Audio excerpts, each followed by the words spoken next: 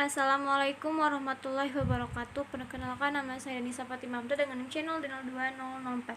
Di sini saya akan menjelaskan materi tentang tax planning dalam pemanfaatan tax insentif. Fasilitas PPH atas industri tertentu dan wilayah tertentu. Tax holiday untuk industri pionir.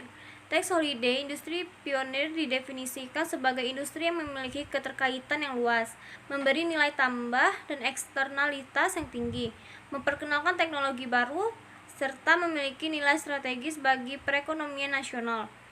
Industri pionir tersebut mencakup industri logam dasar, industri penghilangan minyak bumi dan atau kimia dasar organik yang bersumber dari minyak bumi dan gas alam, industri pemesinan, industri di bidang sumber daya terbarukan, dan atau industri peralatan komunikasi.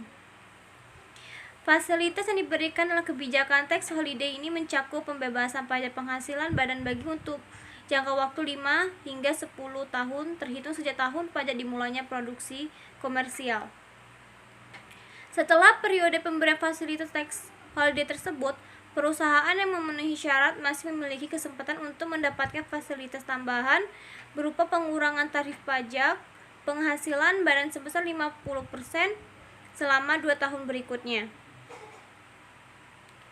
Fasilitas UMKM. Berdasarkan Undang-Undang Pajak Penghasilan Nomor 36 Tahun 2008, Pasal 31E, wajib pajak badan dalam negeri dengan peredaran bruto sampai dengan 50 miliar rupiah mendapat fasilitas berupa pengurangan tarif sebesar 50% dari tarif yang dikenakan atas penghasilan kena pajak dari bagian peredaran bruto selama peredaran bruto sampai dengan 4.800.000.000 rupiah. Besarnya bagian peredaran bruto dapat dinaikkan dengan peraturan Menteri Keuangan. Fasilitas pajak penghasilan untuk penanaman modal di bidang usaha tertentu dan di daerah-daerah tertentu.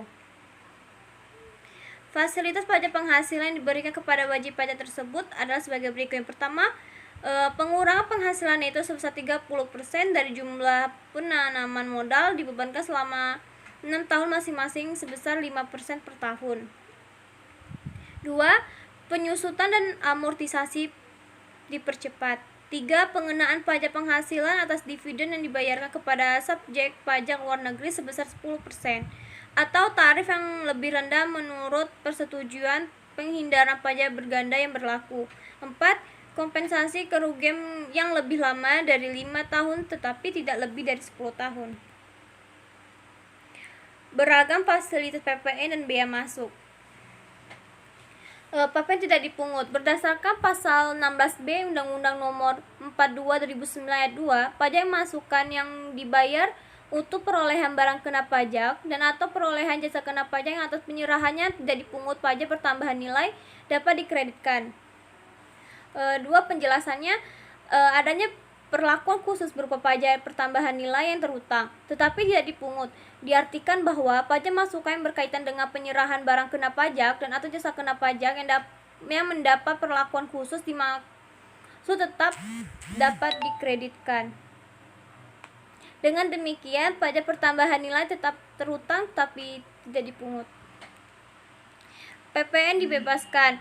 Berdasarkan pasal 16B Undang-Undang Nomor 42/2009 ayat 3, pajak masukan dibayar untuk perolehan barang kena pajak dan atau perolehan jasa kena pajak yang atas penyerahannya dibebaskan dari pengenaan pajak pertambahan nilai tidak dapat dikreditkan. Penjelasannya, berbeda dengan ketentuan pada ayat 2, adanya perlakuan khusus berupa pembebasan dari pengenaan pajak pertambahan nilai mengakibatkan tidak adanya pajak keluaran sehingga pajak masukan berkaitan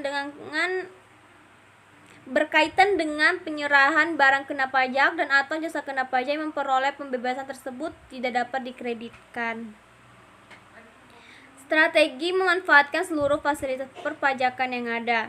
Pertama, pahami seluruh peraturan terkait fasilitas perpajakan yang dapat dimanfaatkan. 2. memilih lokasi perusahaan atau melakukan penanaman modal di bidang usaha tertentu dan atau di bidang tertentu yang mendapat prioritas tinggi dalam skala nasional dapat diberikan fasilitas perpajakan. 3. Untuk perusahaan yang berorientasi pada ekspor barang kena pajak, memanfaatkan fasilitas PPN yang diberikan di kawasan berikat. Dalam hal ini, perusahaan harus menjadi pengusaha di kawasan berikat atau PDKB. Dengan demikian, atas ekspor BKP tersebut PPN terhutang sebesar 0%, sedangkan PPN masukannya dapat dikreditkan sepenuhnya. 4. Untuk rencana awal pendirian perusahaan, sebaiknya memilih jenis industri atau usaha yang bisa mendapatkan fasilitas pembebasan pajak atau insentif pajak. Sekian penjelasan dari saya. Wassalamualaikum warahmatullahi wabarakatuh.